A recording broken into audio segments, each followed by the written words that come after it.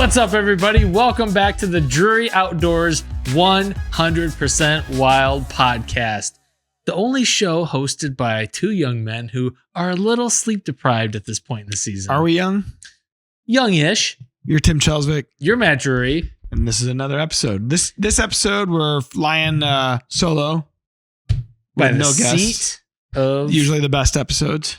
Yeah, 100%. I agree. Yeah. And it's turkey season, so we're all a little like turkey drunk. I call it turkey drunk. You know, the early mornings.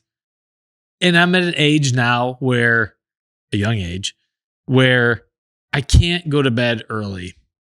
It doesn't work. I would love to go to bed at 8:30, 9 o'clock. Well, yeah, that's impossible. Not going to happen. I mean, but I can try to start like 10 o'clock-ish. Mm-hmm.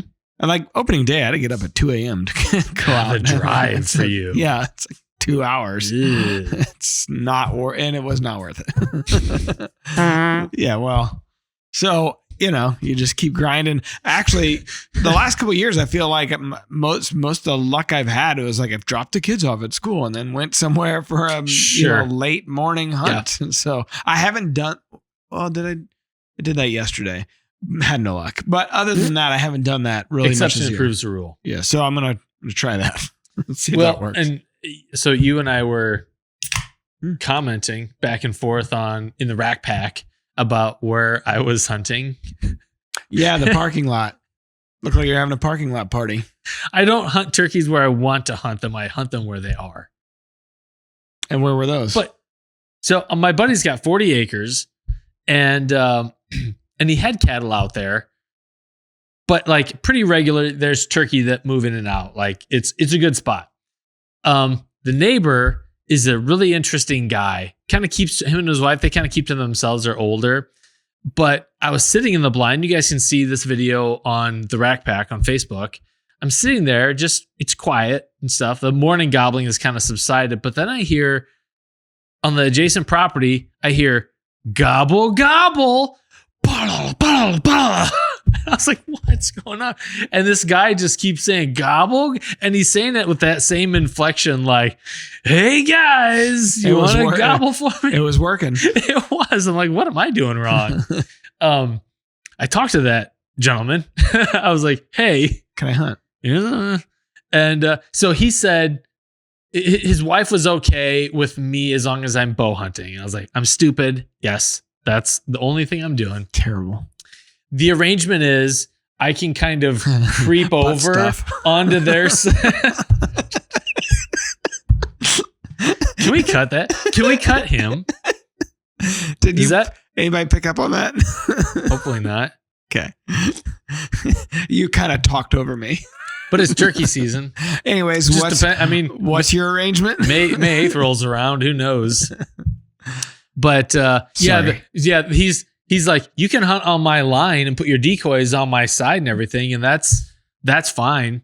So it's like, because they roost on his property, and the arrangement is that you just gotta use a bow. Yeah. Mm-hmm. Yep. I mean, it kind of sucks, but whatever. Oh, good.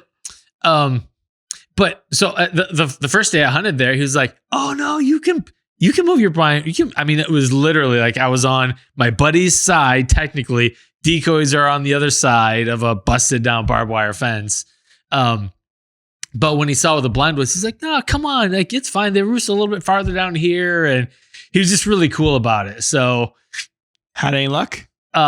Some close calls. And I've had some jakes. What about the same property that Sophie killed on, where all those longbeards came in? So Sunday morning, my buddy and I were out there hunting, and I was just sitting at I didn't have a blind, and I finally broke these birds loose. I am a really good caller, and it finally worked. So after 45 minutes of working these two gobblers, I don't think so, Jim. I knew they were coming. They were down, like we were on a ridge. They were down in a little depression. I was up sitting on a clover plot, and I could hear him gobble. I could tell he was coming up the hill. I looked down to turn my point of view camera on with my phone. Technology thing, and I look up and I'm sitting there. I got the kickstand for the Matthews. I look up and I just see the periscope going like this through the timber. He had just come up as I was lifting my head up from looking down to turn my camera on, and pretty sure he busted me. That sucks. He just kind of drifted back into the timber. Filming, I'm pretty sure it'd be a lot more fun if we weren't filming. Yep. 100%. But then we wouldn't have the memories. Yeah. I have a lot of memories of walking in and out of the timber with camera gear and nothing to show for it. And a bag full of disappointment. Yep. I'm going to reformat this SD card and try again tomorrow. I do have some friends who are like, just put the camera down. It's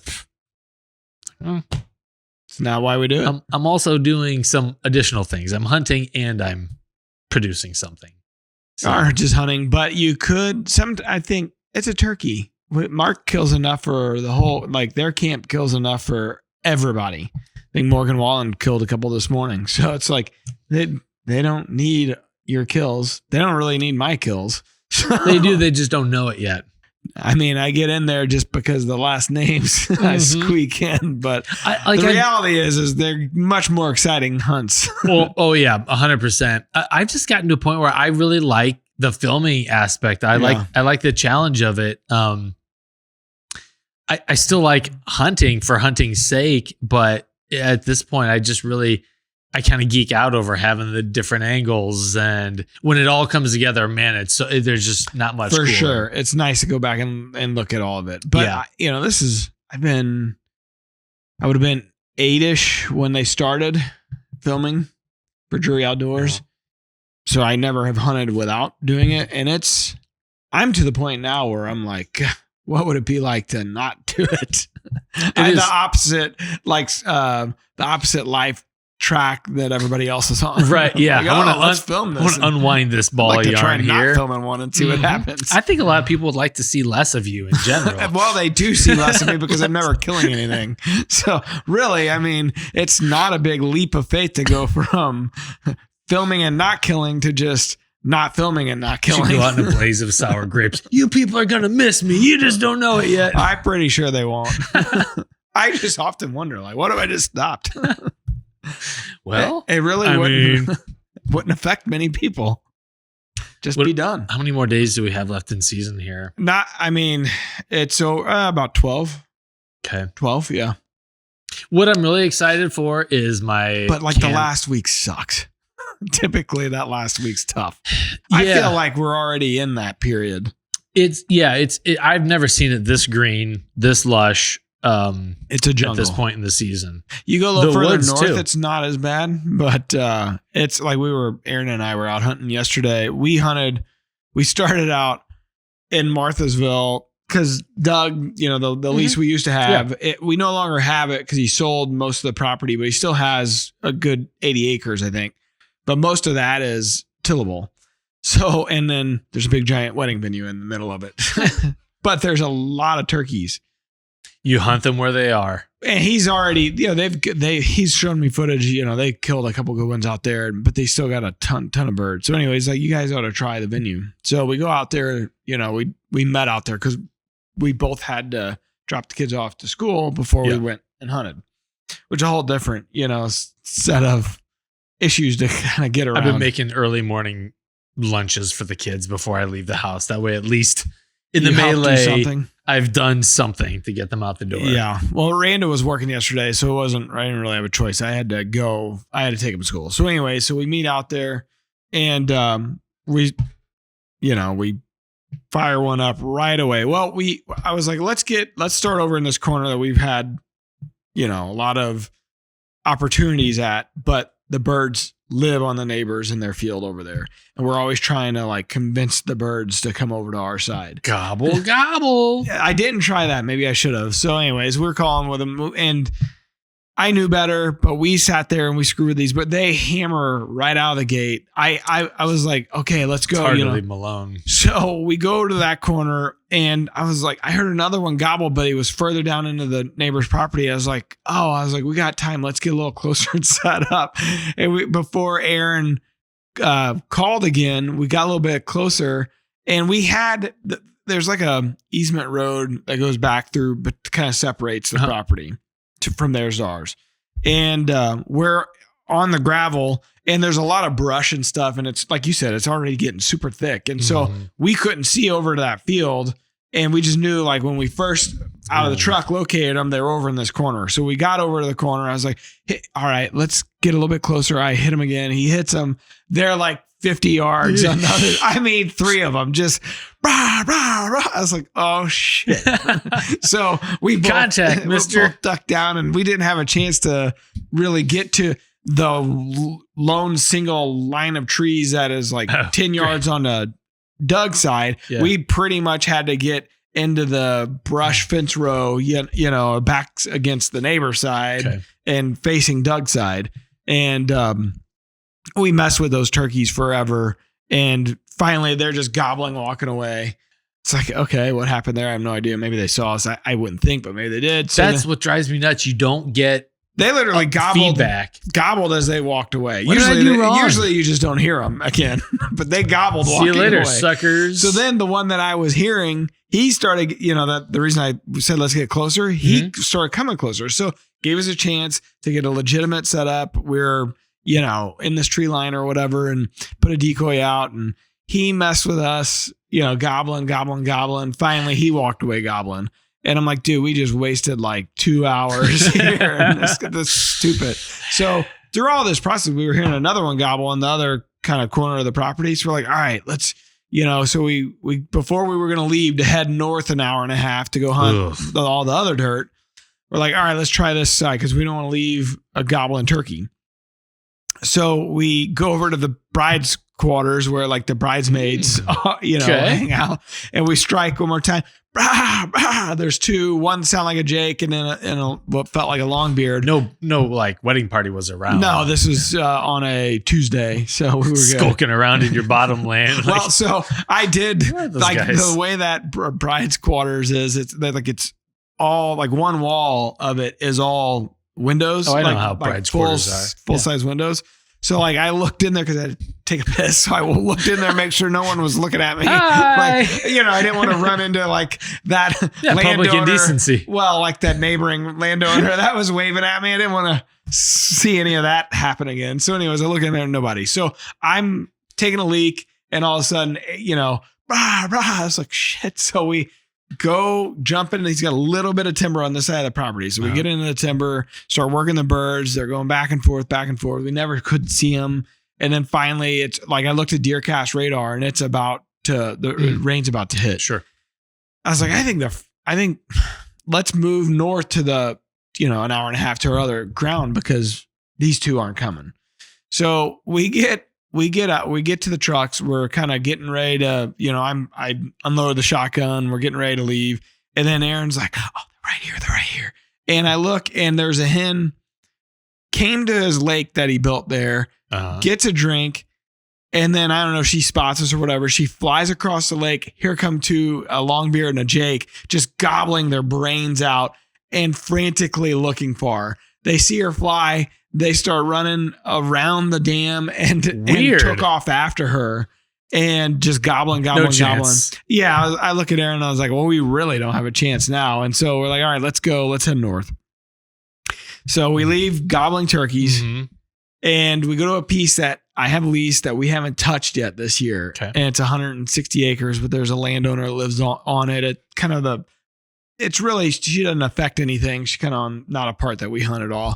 And, but there are people that are on I see her son, you know, probably maybe our age, and his family are riding 4-wheelers. I saw a guy mushroom hunting, you know, this is all within the last 3 weeks. Oh boy. And I keep sending her text messages. I'm like, hey, it's pretty dangerous. Like, I'm going to be in and out here, you know, and I had 3 or 4 longbeards on stealth cam all leading up to youth season, basically. Is that, I mean, but like your lease agreement with her is... She lives on the property. So what can you do? I'm leasing the hunting rights, but I don't lease, you know, very rarely do you get full rights to someone's property. Okay. You see what I'm saying? Mm-hmm. She's the nicest lady, you know, and it's one of those things that people just got to deal with when you leave, you know, same shit, just different way that you deal with. I just don't pay for it. Well, yeah. and I am paying a decent amount for it. That is the frustrating part. It's not cheap. And so anyways, I'm like, well, we haven't hunted there. So there should just be birds. Maybe they're in a different part that I don't got cameras. We go up there and, you know, we're not hearing anything gobbling, and we're striking, and we're going around, we cover the whole property, and we get to the far edge of it where I was getting a lot of pictures, and we're able to see kind of over to the neighbor's field that used to not have anybody that leased it. And last year somebody picked up the lease and put a box blind up there, and the deer hunting kind of sucked last year. And then, so when we were over there, I was glassing the field to see, if there's any birds over there, we could kind of try to call over. And I see a ground blind. I'm like, well, shit, I guarantee you they've been in there hunting. And besides that, you add the factors of what's kind of the activity going on my piece. Like, there were no birds, and on camera, I'm just getting like lone hens every once in a while. Yeah. So it's like, shit, man, I think they vacated this property. So we got one more piece. I lost a big lease, but this is all kind of in the same like 10-minute area. I lost a big lease, but Doug, the same landowner from Marthasville, he bought a new farm that he closed on Friday. That's 350 acres. And he's like, go over there and hunt that. And it's right next to all of our other stuff, real close. So I'm like, awesome. Very nice of him. And I'm thinking about leasing it or whatever. And so Aaron and I go over to the property. We pull up, and there is a guy that lives on this property at the very front end. He lives in a trailer there, I think with either his wife or his mom. I'm not sure of the setup, but he's an older gentleman, maybe in his mid to late 60s. And Doug had told us ahead of time, he's like, I talked to the guy. I just told him, hey, there's a couple guys, describe my truck, described Aaron's truck, that'll be in there hunting. Otherwise, nobody should be in there hunting. Okay. And so as soon as we get to the gate, we hear a 4-wheeler start up. So there's like his trailer's like on the road frontage, and then to the right of that, there's a gate that kind of goes into the property. So we hear this 4-wheeler start up. Aaron and I look at each other like, So Aaron's opening the gate, and here comes the guy, but he comes from behind the gate. Like, he's already in the property. He's on that side of the property. He's like, can I help you guys? And Aaron's like, and the guy's 4-wheeler is still on. And Aaron goes, yeah, I was just on the phone with Doug, the new landowner. We have permission to be in here hunting. We're going to go down there to the bottoms and hunt. He's like, oh, okay, good deal. He takes his 4-wheeler, and as fast as he could and as loud as that 4-wheeler would run, he went flying down, ripping down to where we're going to go hunting. And Aaron's like, hey, hey. The guy didn't stop. Couldn't hear us. Show you guys the way. Because the 4-wheeler was so loud. And he ripped out, goes down to the bottoms to the creek or whatever.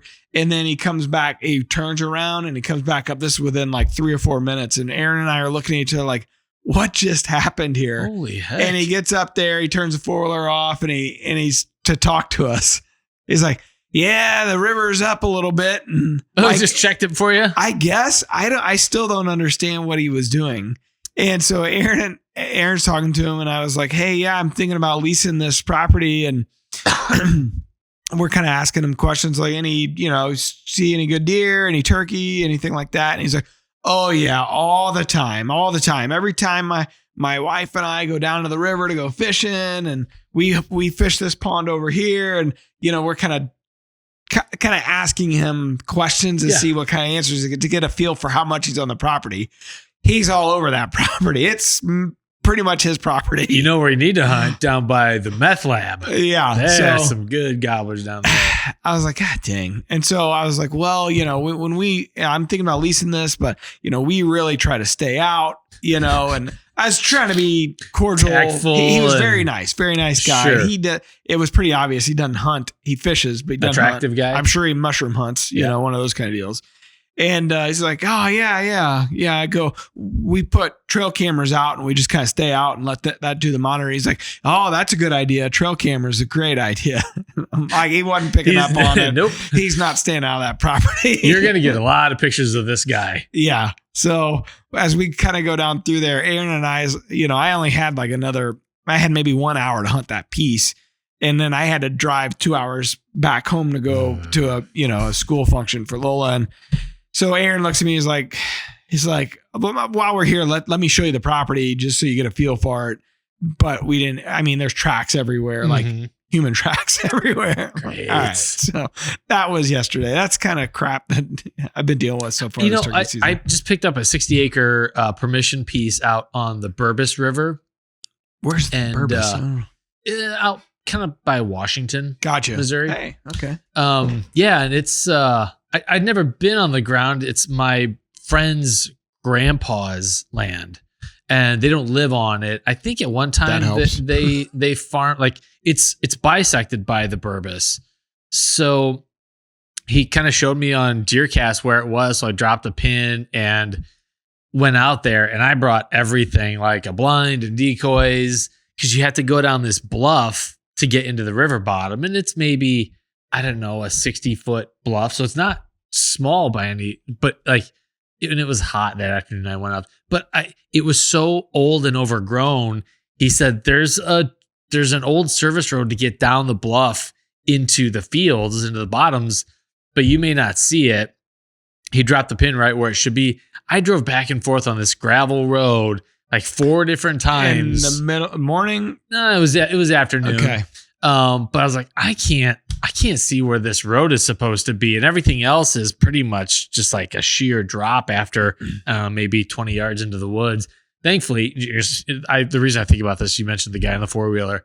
A guy in a 4-wheeler comes out on the road, and you just never know how. Oh, I know. People are going to be dangerous. Could be. You're not from around here. Yeah. You don't belong here. And I introduced myself first and it was like, hey, my buddy. I'm Tim Chelswick. I have a podcast. You probably already know me and know who I am. You probably want my autograph. I have a marker in the truck. Just hang on. And then let the person talk. Okay. But introduced myself, told him my connection to the ground. He's like, oh yeah, I know his grandparents. They used to live around here. Apparently the guy lived out there. He's lived out there his whole life. And raises organic beef and goats and stuff, like a pretty enlightened guy. And he was super helpful. He's like, oh yeah, here's it's actually a drainage to get down in the field, but it was just a really nice interaction. And he's like, I could take you down here if you want on the 4-wheeler and help you out a little bit. I was like, I'm good. I'm self-contained. I'm a fitness man. I like walking. I think he could tell. Maybe not. Yeah. he was, I don't think he so. was a good guy, but it was so hot. It was like, what was that? Saturday? No, it was Friday. I took Friday off last week. Hunted in the morning. So I was up at 4. And then, I think I've heard birds every time I've been out, which is fun, but that helps. Went home, cleaned up, got something to eat, and then took off. It was about an hour drive for me to get down there, but it was 75 degrees. Yeah. And I got the muddy blind on my back. Sweating. I got my backpack on my chest. I was decoy slung over my shoulder. That's a lot. And then getting down the service road, it was all overgrown, honeysuckle and crap. And this field had just vacated from the recent flood. So it was all mosquitoes, tacky and nasty and stuff. I heard one bird down there way up the river.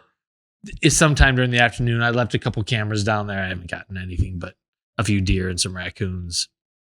But you never know, like when you make contact with people, if it's going to be a positive experience or they're going to go through your truck after you leave. What. Yeah, for sure. I have been taking a camera with me and just setting it up. There's been a few. On the truck? Yeah. Mm-hmm, yeah. Smart. Just in case. Yeah. But have you had issues? No, but I've parked at some place. It's some of the places I go to run. They're like St. Louis County now is putting up signs: lock your vehicles. Don't put your keys on your tire. Yeah. Because people are knowing that this person's going to be gone out in the woods running for an hour or whatever. They're going to bust a window and take whatever's inside. So, yeah. But I will say I'm open for suggestions. I use those folding camp chairs in my ground blinds. They're brutal. Holy heck, they're brutal. As in what way? On my human body. Oh, well, there's no good. I mean, I'm using the little triangle chairs.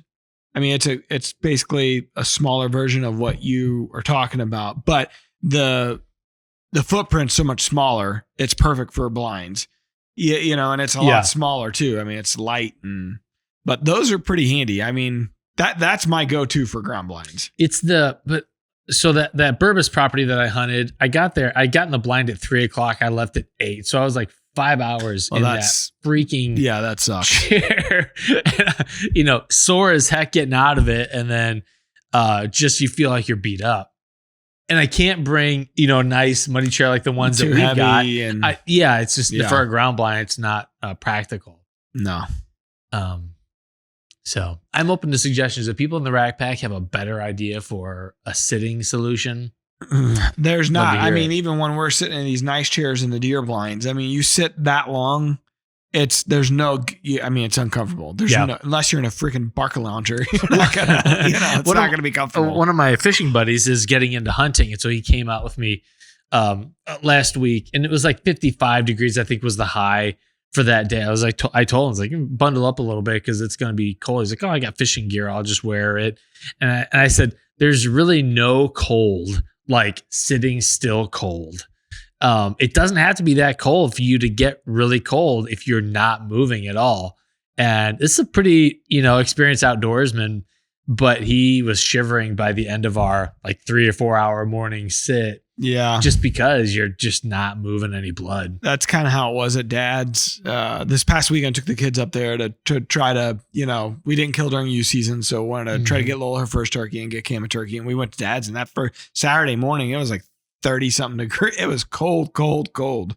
And, the kids are bundled up, but at least it warmed up that day. Sunday, it was just cold with no warm up on the way, and kind of windy, nasty, cloudy, overcast. Yeah. Pressure starting to drop.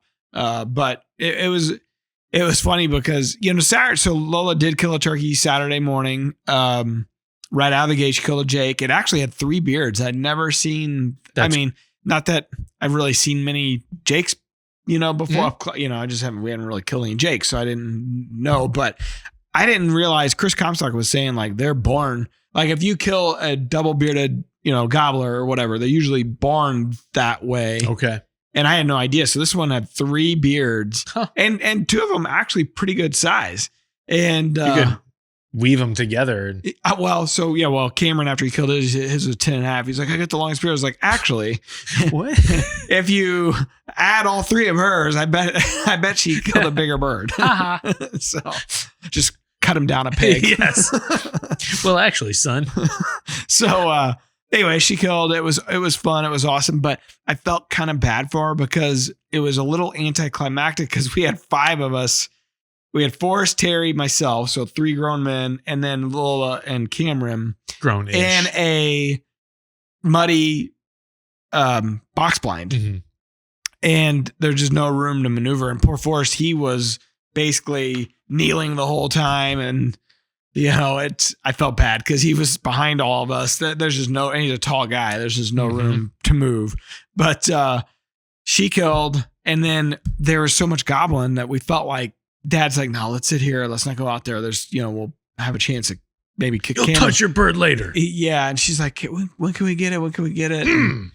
I thought back as we sat there long enough where we switched seats for her and Cameron. It was over. We sat there at least another hour, at least. And we did have 4 longbeards come out, one, and then 3 others, but they kind of skirted us and went behind us. And so we finally get out and go over there, and, the excitement kind of picked back up, but it just wasn't, we weren't in a ground blind. She didn't get to go running out there after the bird. It just wasn't the same. I felt really bad about, she doesn't know the difference. Sure. But I do. And I felt really bad about kind of that part of it. And she was excited and happy. And we, we really obviously amped it up or whatever. And she was loving life because then she got to go back to camp and hang out with Forrest's wife, Shayna. And, they went and got ice cream and, celebrate, and hang out with the cats and play with the cats. And so she was, there's the highlight. Yeah. She was all happy. And then we were kind of run and gun with Cameron the rest of the day. And Chris and Chad helped us. And, we had a good, more of a traditional style rest of the day hunt, where you got a good dose of, we struck some, we got on some, we had some setups. That's and cool. They didn't come in.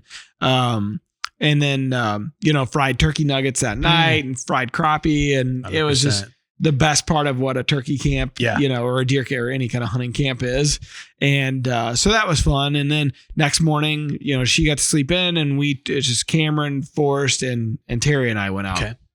And we went to a spot where the birds the day before were held up, just gobbling. But there was a whole flock. We just couldn't get them to break and come our way. But we thought, oh, they're somewhere right in here. So we ended up going back in the morning. We set up a ground blind.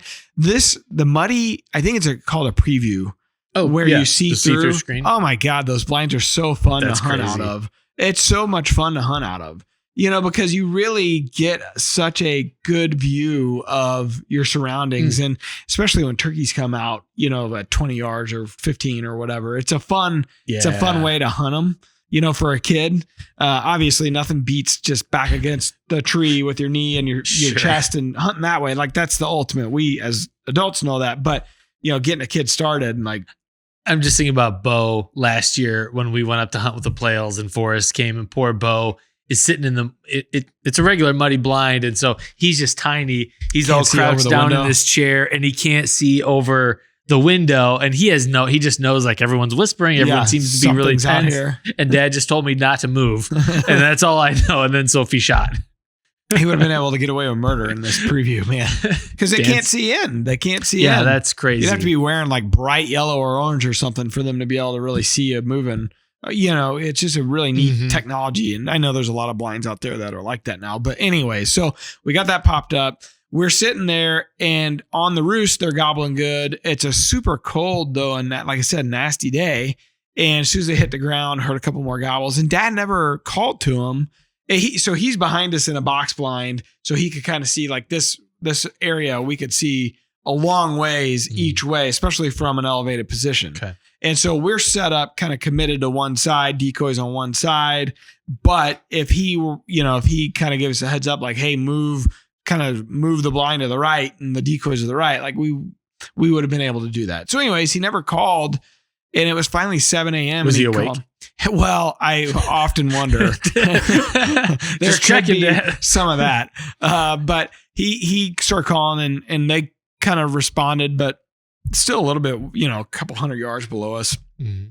And a little bit later, we see a hen pop out in this field on the other side, the kind of the wrong side that we're set up for.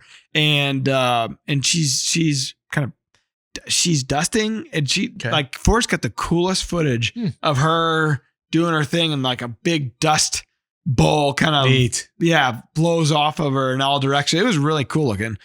So actually, if I was smart, that would have been a real wild clip today. Next week. Anyways, so then also we see 4 jakes, and they're on that side. So we're all looking that way. Would Cameron shoot a jake? I don't think he would. Well, I say that, but then he's like, should I shoot a jake? I was like, it's up to you, but you've killed 2 longbeards.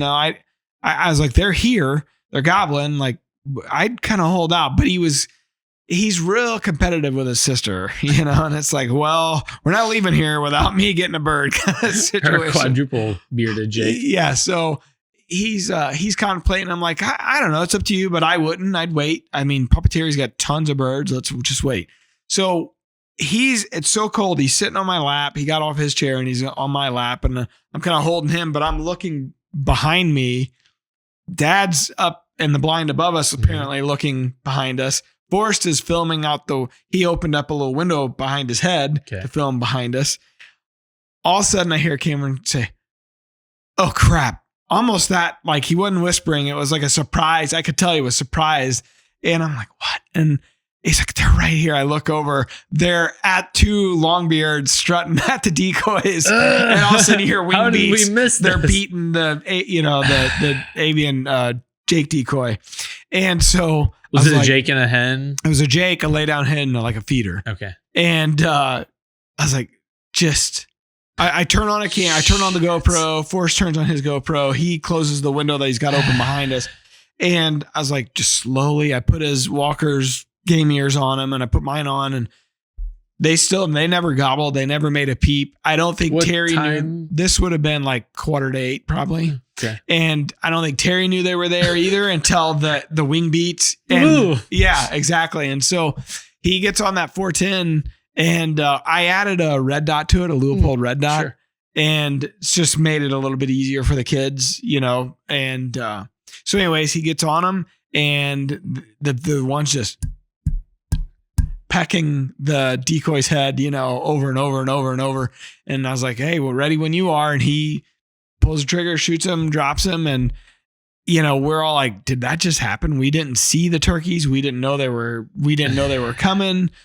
They never made a peep. Silent all of a sudden they're bombs. just, they like snuck out of nowhere. But anyways, he was super excited. I was excited. We were all excited. And I'm like, man, this in my mind, I'm thinking that's what we missed with Lola's was that kind of, excitement. It was exciting. Don't get me wrong, but she didn't get the ground level, like in your face kind of. And that Cam was the first to see the birds. Like that's another level of like he did it. Yes. And that is you're exactly right. He had that feeling of I saw him and told you guys kind of, I don't know what you guys were doing, but I was turkey hunting. Yeah. So it was awesome. Killed a good bird. It was 26.5 pounds, a 10.5 inch beard. Not much for spurs, but awesome turkey. And did you tell Cam that? Yeah. Not a bad bird. I'm pretty big, but spurs. Well, just pure dad move. Keep cutting him down a peg. He's going to go to counseling someday over that. Oh, I'm sure over something. It was awesome, though. It was a very good trip. Great way to end the weekend. I watched that hunt, and I wanted to ask you what kind of damage the decoy took. So we picked it up, and Forrest starts shaking it. It sounded like a maraca. You couldn't see any of the BBs, trap. But the pellets or whatever. But they're in there. They're in there. And you could tungsten. actually, once we started looking at it, because we were shooting those 410 TSS, the Winchester TSS shells, and you could see them kind of in the body of that decoy. And I thought, well, the first turkey he killed, he took the beak totally off. So I mean, the turkey was standing right behind the decoy. So, it was a great shot. He didn't fart around. He was like, let's not mess around. Let's make it happen. So I was filming it. What you saw was what I filmed on my phone probably. Or maybe you saw you may have saw the one in Deercast, but they posted it on social media as well on Dre Outdoors pages. I've seen it everywhere. And it's actually, it got a ton of views. But somebody was like, how's that decoy? I'm like, well, sounds like a maraca. It's expendable. Yeah. So it was awesome. Cause. Yeah. Great trip. Nice. Yeah. Yeah. Boy, he's having a season to remember. Yes. And actually that's the same spot where he killed his whitetail. We were right below the box plane where he killed his whitetail. Does he have any expectations on what he wants to do, like tail fan mount, spurs, any of that stuff? I asked him because we have a couple. I still need to kind of redo his room. Like the deer that he killed last year, we got actually shoulder mounted because the one before that I just did a Euro mount. We got a skull hooker. Yeah, I got the turkey skull hooker for his first fan and beard and shells and all that. Sure. But I think last year we just kept the beard and the spurs. This year we just kept. I asked him, I was like, "You want me to keep everything?" He's like, "No, let's just keep the beard and the spurs." So. Yeah.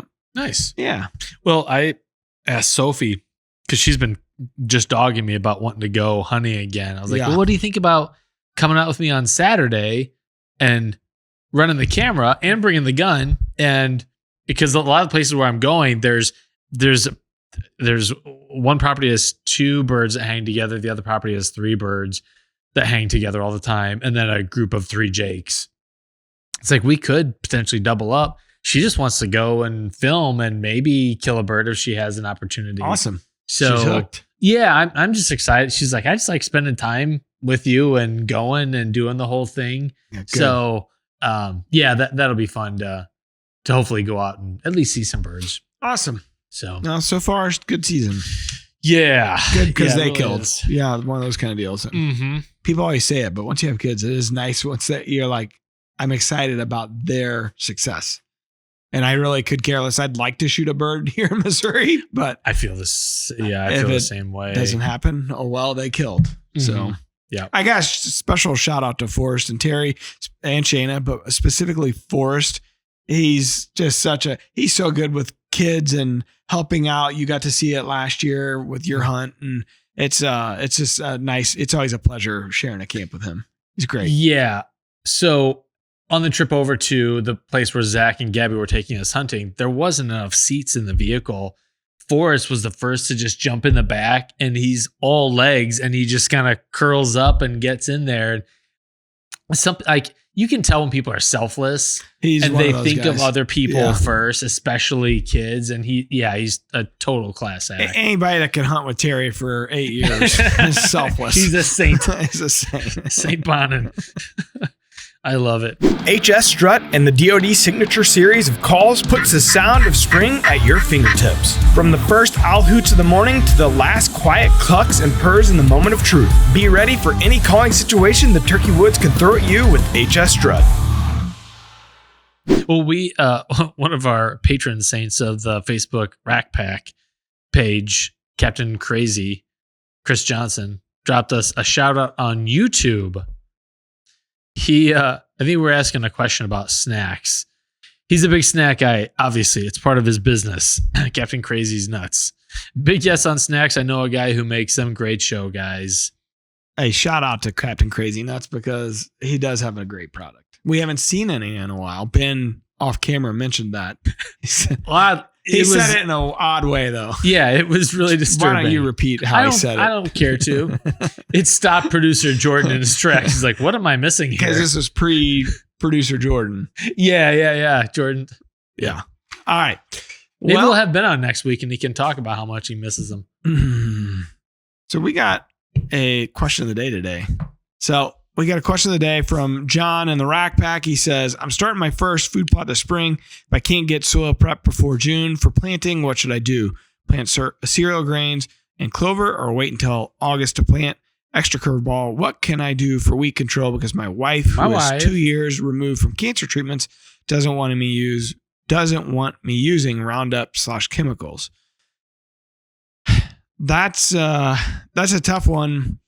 I know like Adam Wainwright, he's kind of in the same boat where his wife wanted a completely organic on his farm down in there in Georgia. And there's plenty of practices where you don't have to use chemical. I know a lot of like Grant Woods, they'll obviously drill, but they'll just crimp. They crimp the grasses and weeds and stuff that are there. And that helps kind of retain moisture in the soil and do all kinds of stuff. Yeah, it's like a thatch layer that almost acts like a retardant for more weed growth. Yeah. But as far as his question there, what do you think? He says, if I can't get the soil prep before June for planting, what should I do? I mean, I would wait. I planted real late one year. Like I think it was early May. We planted clover and some other stuff. If you're planting clover late, you better have some sort of cover crop. So it doesn't burn up. Yeah, because it'll burn up, in July or depending on how the heat of the summer might be earlier than that. Where he is? He doesn't. Because we always have that late August, early September drought. Oh yeah, like wheat or oats. Like we'll plant clover with wheat or oats, and then the wheat when that comes up, it kind of shades out the clover and helps it survive those hot summer months. It's not going to grow a ton especially if you're talking about June. I'd just wait. But if you can get it in May, early May, still you might have a chance to hit all those spring rain still. But I wouldn't probably plant cereal grains. I would plant. I don't know. I plant clover. Yeah, with some oat or rye or oat or wheat rather as a cover crop more so than an actual, because you'll end up mowing that. What'll happen is you'll end up mowing that in September, and then your clover will be, have a chance to kind of grow for the rest of the fall. Yeah. And probably keep your expectations kind of low for what you're going to get this year. But I would wait. If you miss that, I'd wait until the fall planting. Just heads up though. I mean, the droughts that we've had in August and September have been really tough to get something to grow. But then too, if you plant late, you can plant like winter wheat or oats or any of those types of things then. So you have plenty of chances here. I personally like to get something established, then go in and frost seed it and with clover, and then you kind of establish that clover plot and just have to worry about maintaining it. I got to go spray my clover plots for grasses. Same. It's just coming in like crazy. The last couple of weeks of rain started to explode here with the weeds. Sportsman Channel is your home for Winchester and Drury's natural born. Join the cast with some of the most hard-hitting action on outdoor TV. See the full schedule at thesportsmanchannel.com. Rapid fire, this or that. Turkey season edition. What do you prefer? Pot call or mouth call? Pot. I prefer pot. I prefer a mouth call because usually I'm hunting with my bow. It's nice to have hands free. I mean, if you have somebody that's proficient with it, mouth call all day. I'm a beginner level. I mean, I can make the right sounds, but like if you're talking about like purring and like getting in this kiki run and like the cool stuff that the big boys can do, you're better off with a slate call. So. Yeah, it's funny because I was going back through it as I was dumping my footage from weekend's hunt, and I had my point of view camera out, and I don't give myself much credit at all for being a decent mouth caller, but when I went back and I listened, I was like, that's not bad. Not bad yelping. That's about all I got.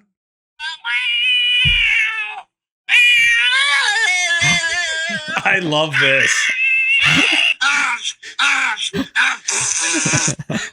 Because there's a couple times where like maybe it's not seated in there right, or the bird's getting close and my mouth's getting dry and something weird comes out. But I think it sounds great, Tim. All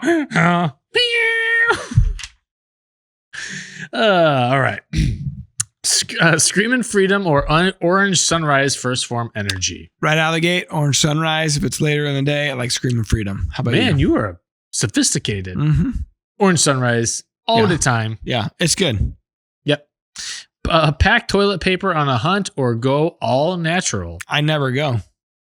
I got asked this question at the SHOT Show years ago from Michael Waddell, and it was a lady that worked for Groove Life. So at the time they were sponsoring both of us or whatever, and they were doing like kind of the man on the street, kind of asking people questions. What do you do with your feces? And sir? I was like, I never go. And Michael Waddell was like, bull. I don't believe it. I actually believe you. I don't. You're full of it. I got that right. Literally. I just don't go. I tell you what, man. Mind over matter. Fecal matter. Thanks for spelling that one out. You see, it's funny because there is nothing more liberating in life than a good outdoors dump. I don't believe that at all. Actually, you should try. I have done it before in the history, not hunting, but where I just had it's a story you'd have to ask Scott about, I guess. It has happened to me. Scott! But that's how I know. All that does is give me anxiety. Oh, man. And nothing liberating about it. Man, that's, I feel, I'll coach you a little bit. I'll need it. I literally don't ever need to go when I'm hunting. That's crazy. Not really. Did you see Scott's video that he posted about calling in the trespasser? Yeah. I was like, what happened? He's like, well, I think he was like 13. Oh, so I was like, well. Yeah, I thought it was just some guy. No, I think it was a young kid. Human child. But yeah, Scott's still out there, still hunting, but he calls in trespassers instead of turkeys. Scott. What's next? Slip-on boots or lace-ups? We're talking the spring turkey hunting edition. It's knee boots all day long. Because the TX? Well, yes, that'd be a major one, but creeks and, mud and all the other things, like, I don't know. I don't get the lace up situation. I'm not a lace up guy. If I got to hike in for any length, like serious hiking, I want lace ups, but yeah, for ticks and for muddy stuff, it's nice to have the slip-ons. Speaking of ticks, I sent Aaron Bennett an unsolicited tick pic yesterday, actually. Really? Yeah. He normally asks for We got done with our hunt, and I was driving home, and I rolled up the old sleeves, and boop, there was one. Bang. Send him the tick pic. It's that time of year. I appreciate your Have you gotten any tick pics this year? I have so many ticks, I don't take pictures of them anymore. Mm-hmm. It's just like, meh. I'll send you a tick pic. Thank you. Next. My buddy Brandon listens to the show. He killed Jake last week, and on his way out, got struck on the boot by a copperhead. Oh, it didn't penetrate or anything, but 60% of the time it works. That's not what I was trying to hit. It's all right. That's what she said. Yeah. There you go. About the Still works. it didn't penetrate. Anyways, I really ruined that. But that would be your nightmare. Oh yeah, Walking out and 100%. getting Thanks tagged for by bringing that up. By a copperhead. venomous snake. Mossy oak greenleaf or mossy oak obsession for turkeys. Well, I know the throwbacks are the popular thing right now, and we're wearing greenleaf this spring. But when you get like, especially now, how much spring green up we have, it's tough to beat mossy oak obsession. I mean, it blends in so well when you're sitting against a tree. But obviously, greenleaf is basically bottomland with a few green leaves on it. So that does well also. Yeah. But man, it's tough to beat obsession. Yep. Yeah. For style points, like anything that's a variation of bottomland, that's what I gravitate to. Yeah. You like to look good. Look good, feel good. Turkey vest or backpack? Turkey vest, backpack. What are you, some new fancy Facebook hunter?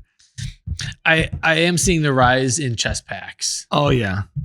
Which I don't get it. I love having the vest for you sit up against a tree or, well, first of all, the crap that you got, but mostly the pad. The seat? Yeah. Yeah. I mean, that's the best part of, I got me a little pad here. I'm going to sit against this tree for an hour. And it's so true. Like there's no one position you can sit in forever.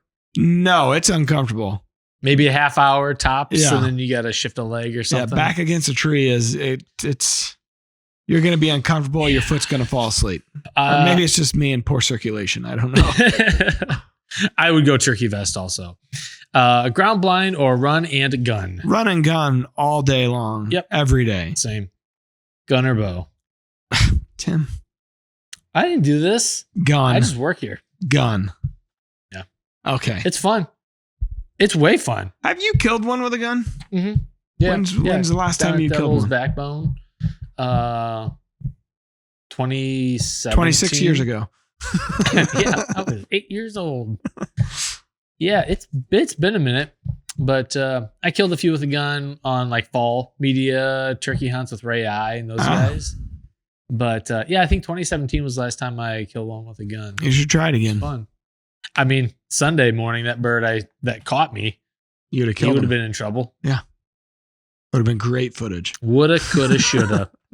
Just a 50 periscope. yards. Yeah. Yeah.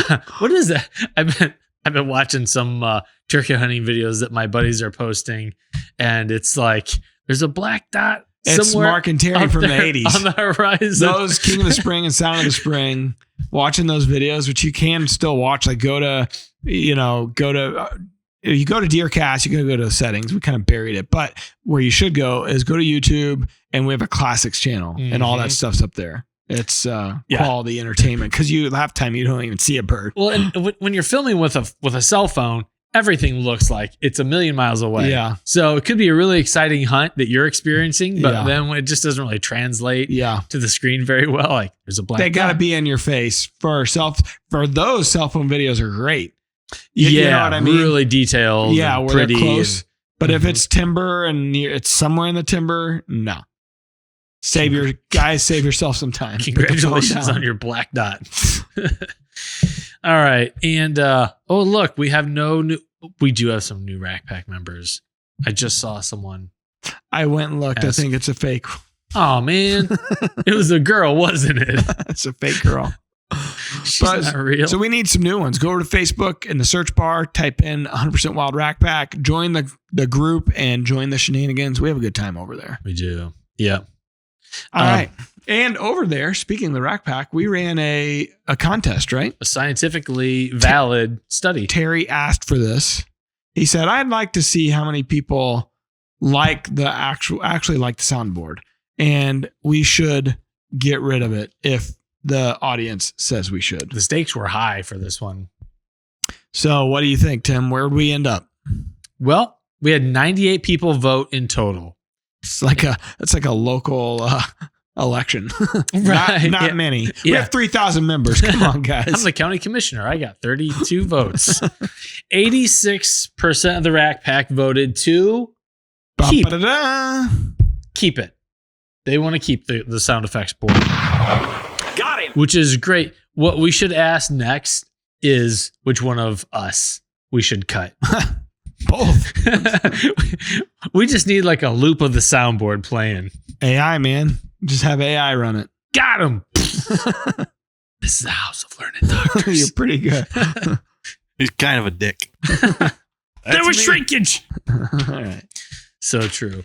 Well, to the folks that are out there still grinding away, the crazy thing about turkey season is that anything can happen at any time. You're sitting there, kind of nodding off. That's right. I mean, if you sit there, it's a boring way to hunt, but if you sit there long enough and just kind of call periodically once every half hour, or whatever, do a sequence, that we're getting to that point in the year where they're not really playing the game as well. Yeah. So you don't know. They just come in silent on you. Yeah. Like Cameron. Oh crap. Be ready. Here they are. Yeah. So yeah, you got to log your time. All right. Well, thanks for tagging along with us on today's turkey adventure. That's enough for today. Until next time, peace out. Smell you later. DeerCast is completely updated and better than ever. Prep, predict, and pursue your target buck with our detailed maps, weather, and 14-day movement predictor. We're adding new videos every week, so make sure to click that subscribe button and check out all of our amazing content. This episode of DoD TV is brought to you by DeerCast Maps, waypoints, weather, virtual rain gauges, and more. Every tool you need to get ahead of your game.